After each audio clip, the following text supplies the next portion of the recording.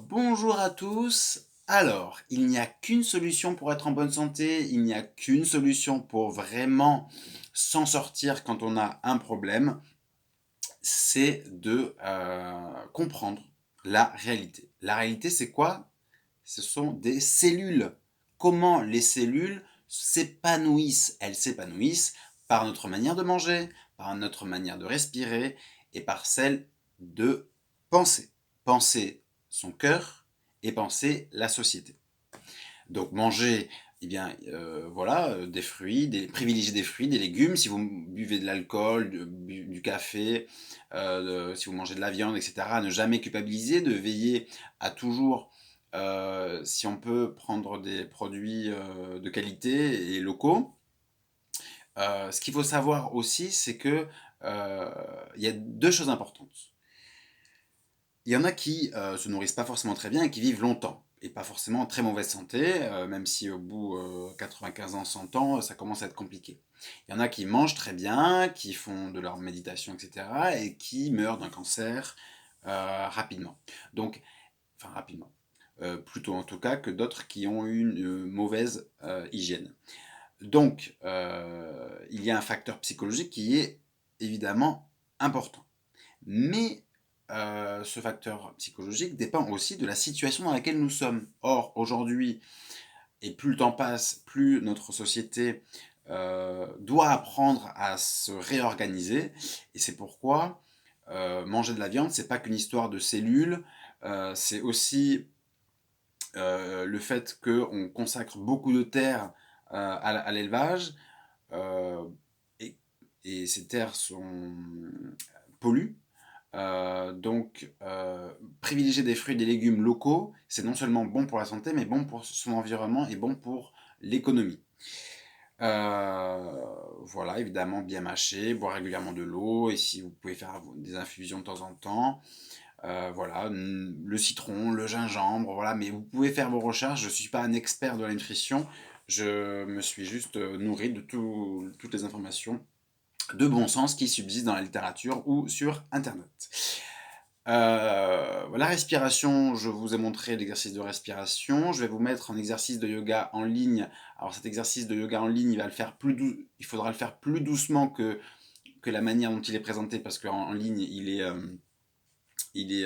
un peu rapide pour l'explication, mais en fait, il faut comprendre que les exercices de yoga sont des exercices de musculation et d'étirement qui doivent suivre le temps d'inspire et d'expire. Et le but, c'est que ce temps-là soit le plus long possible. Voilà, donc c'est juste une initiation pour qu'ensuite vous puissiez vous renseigner plus en profondeur et éventuellement trouver un professeur qui vous corresponde près de chez vous. L'équilibre affectif, c'est la capacité à être épanoui en toutes circonstances, la capacité à mettre du sens dans tout ce qui se passe, donc d'accepter la beauté de tous les événements et en même temps d'accepter que dans cette beauté subsiste la capacité de contrôler, d'orienter, de guider les événements qui se produisent. Donc c'est cette volonté de contrôle et d'acceptation qui nécessite une certaine dose d'équilibre.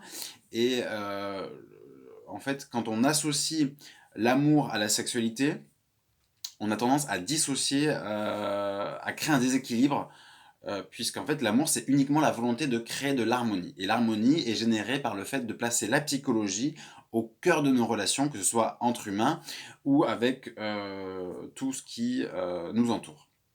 Donc, qu'est-ce que ça veut dire concrètement? Si nous associons l'amour à la sexualité, c'est la sexualité étant prédéfinie, enfin en tout cas on nous conditionne à penser que nous devons être gay, bi ou hétéro, euh, ou même pansexuel, mais la pansexualité, c'est encore mettre la sexualité dans nos relations. L'idée, c'est de mettre la psychologie au cœur de notre relation, donc c'est pour ça que j'ai inventé le terme de pansensualité, qui existe en anglais, pas en français, mais moi je vais un peu plus loin, parce que je parle de psychologie, quand en anglais, vous verrez la définition, il ne parle pas de psychologie.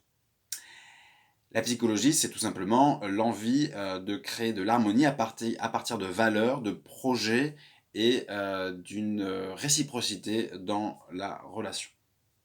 Donc ça, c'est réfléchir à l'équilibre du cœur qui va nous emmener à un équilibre du féminin et du masculin qui va nous permettre d'accepter ce qui se passe et d'accepter qu'on peut améliorer toutes les situations qui se produisent de manière paisible.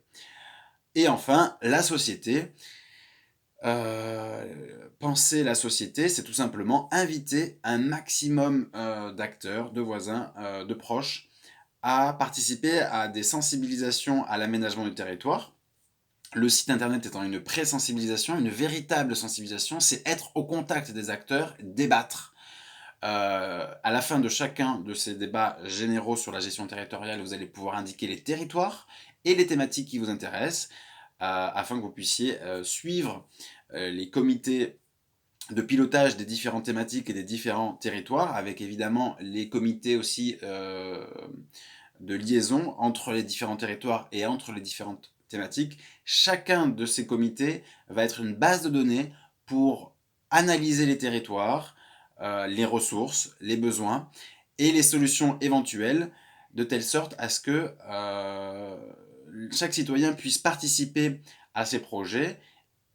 Ces projets seront ensuite approuvés par les populations concernées à travers des référendums, et ensuite, bien sûr, évalués pour savoir s'ils répondent aux objectifs humains, sociaux, économiques et environnementaux.